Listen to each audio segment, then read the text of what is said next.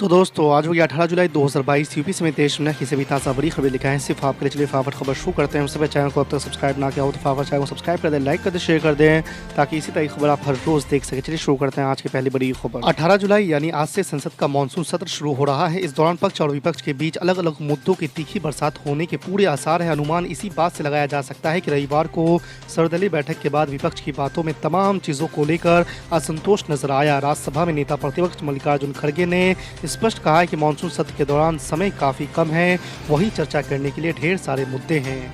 आपको बता दें कि सर्वदलीय बैठक के बाद वरिष्ठ कांग्रेसी नेता ने विपक्ष के नेताओं पर ईडी और सीबीआई का दुरुपयोग को लेकर सवाल उठाया। यूपी विधानसभा चुनाव के बाद से समाजवादी पार्टी और सुहेलदेव भारतीय समाज पार्टी में बड़ी दरार बढ़ती ही जा रही है। सपा और सुभाषपा के बीच बढ़ रही दरार के बाद अब राजभर नया ठिकाना तलाशने में जुट गए हैं। हालांकि इसको लेकर अभी पूरी तरह से खुलकर बात नहीं रखी है, लेकिन अखिलेश यादव का फैसला जानने को कहा है। उन्होंने कहा कि अखिलेश यादव उन्हें छोड़ देंगे तो वो मायावती का घर का दरवाजा खटखटाएंगे। आपको बता दें कि ओपी राजभर इससे पहले भी कई बार अखिलेश यादव पर तंज कस चुके हैं। राजभर लगातार अखिलेश यादव पर एसी कमरे में बैठकर राजनीति करने का आरोप लगाते रहे हैं। राष्ट्रपति रामनाथ कोविंद ने पश्चिम बंगाल के राज्यपाल जगदीप धनखड़ का इस्तीफा स्वीकार कर लिया है। केंद्र की सत्ताधारी पार्टी बीजेपी की ओर से उपराष्ट्रपति पद के लिए जगदीप धनखड़ को उम्मीदवार बनाए जाने के बाद उन्हें राज्यपाल के पद से इस्तीफा देना पड़ा है। तेलंगाना और आसपास के राज्यों में भारी बारिश की वजह से गोदावरी नदी कई जिलों में तबाही मचा रही है। मुख्यमंत्री चंद्रशेखर राव ने कहा है कि गोदावरी इलाके में बाढ़ की बड़ी वजह बादल फटना है। उन्होंने कहा है कि ये दूसरे देशों की साजिश भी हो सकती है। आपको बता दें कि मुख्यमंत्री बाढ़ प्रभावित इलाकों का दौरा करने निकले थे। राव ने कहा है कि बादल फटने की घटनाएं बहुत बढ़ गई है। लोगों का कहना है कि ये कोई साजिश है। हमें नहीं पता कि ये कितना सच है, लेकिन कहा जाता है कि दूसरे देश हमारे देश में बादल फटने की घटनाएं करवा रहे हैं। कश्मीर और लेह लद्दाख के पास भी ऐसी घटनाएं हुई थी। आम आदमी पार्टी के विधायक और दिल्ली वक्फ बोर्ड के अध्यक्ष अमानतुल्लाह खान की मुश्किलें बढ़ती दिख रही है। दिल्ली के उपराज्यपाल विनय कुमार सक्सेना ने अमानतुल्लाह खान के खिलाफ 2016 में दर्ज अवैध नियुक्तियों के मामले में उनके खिलाफ मुकदमा चलाने के लिए सीबीआई की मंजूरी दे दी है। आपको बता दें कि दिल्ली सरकार के राजस्व विभाग के उप मंडल मजिस्ट्रेट ने नवंबर 2016 में दिल्ली वक्फ बोर्ड में विभिन्न मौजूदा और गैर मौजूदा पदों पर अमानतुल्लाह खान द्वारा मनमानी और अवैध नियुक्तियों का आरोप लगाते हुए एक शिकायत दर्ज की थी। समाजवादी पार्टी के राष्ट्रीय अध्यक्ष अखिलेश यादव ने कहा है कि भाजपा सरकार उत्तर प्रदेश में 1 ट्रिलियन अर्थव्यवस्था लाने की जिद में गरीब को और गरीब बना रही है। पौष्टिक आहार पर जीएसटी की दरें बढ़ाकर आम जनता को प्रताड़ित करने में कोई कसर नहीं छोड़ी है। भाजपा सरकार पैकेज और लेवल वाली दही, लस्सी, पनीर, शहद, मांस, मछली सहित आटा, चक्की, दाल, चीनी, एलईडी लैंप और लाइट्स के साथ चेकबुक, होटल के कमरे इत्यादि सभी पर जीएसटी दरें बढ़ाकर जनजीवन मुश्किल बनाकर जनता का शोषण कर रही है, ऐसा अखिलेश यादव का कहना है। मध्य प्रदेश नगर निकाय चुनाव में वैसे तो मुख्य मुकाबला भाजपा और कांग्रेस के बीच देखा जा रहा था, लेकिन अब तीसरे खिलाड़ी के तौर पर आम आदमी पार्टी ने मजबूत एंट्री मारी है। मध्य प्रदेश के सिंगरौली में नगर निगम के महापौर की सीट पर आम आदमी पार्टी के प्रत्याशी रानी अग्रवाल ने कब्जा कर लिया है।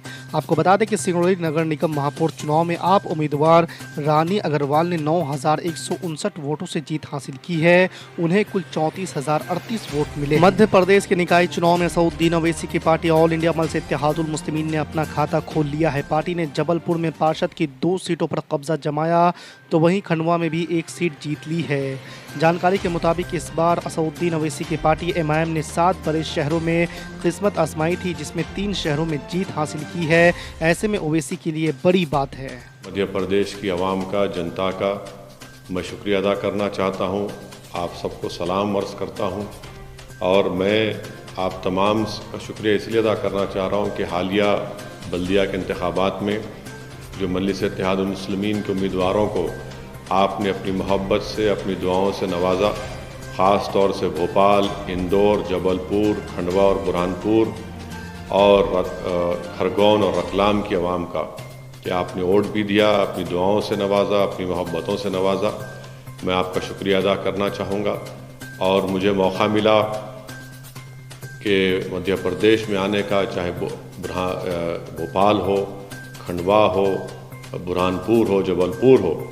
मैं इंदौर को नहीं आ सका, खरगोन और रतलाम में भी नहीं आ सका। मैं आपसे वादा किया हूँ कि इंशाअल्लाह जब मुझे पहली फुर्सत मिलेगी मैं ज़रूर आपके दरमियान में आऊँगा। मैं आपका बेहद शुक्रिया अदा करता हूँ कि आपने वोट भी दिया, मजलिस के उम्मीदवारों को कामयाब भी किया, इसका मैं शुक्रिया अदा करता हूँ।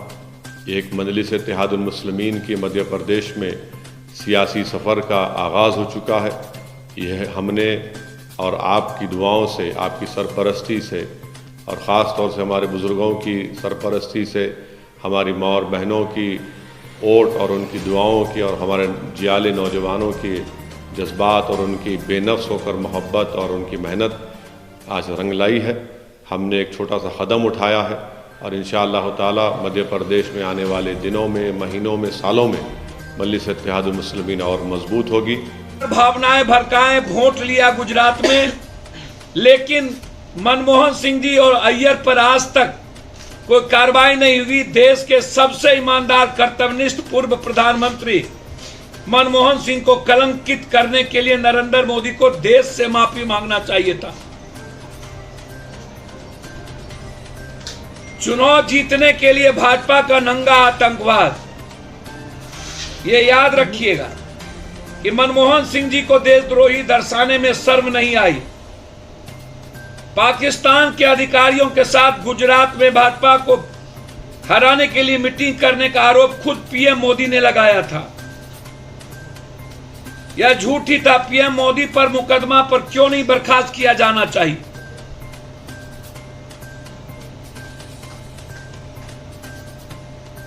शाहिद अली खान जो मिनिस्टर हुआ करते थे, आज हम सब के बीच नहीं है।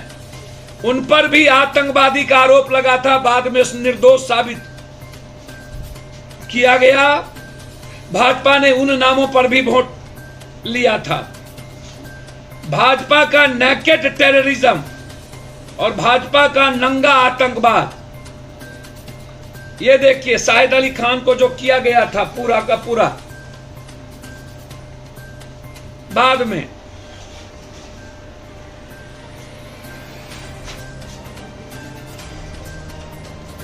मैं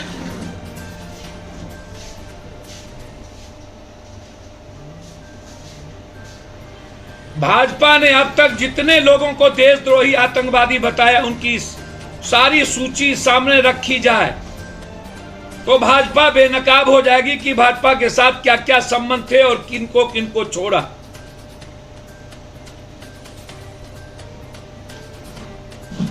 अधिकांश मामले में लोग आरोप मुक्त हो चुके हैं।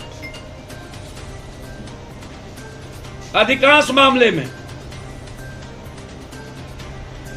हमेशा भाजपा चुनाव के वक्त ऐसी चीजों को करके सुर्खियों बटोरने में लगे रहते हैं और चुनावी लाभ उठाकर वो रफ्फू चक्कर हो जाते हैं। मेरी मांग है कि भाजपा शासित राज्यों में जितने मुस्लिम युवा संगठनों को देशद्रोही या दलित को आतंकवादी या सिख को जो आरोप लगाए हैं, आक्षेप में कानूनी कार्रवाई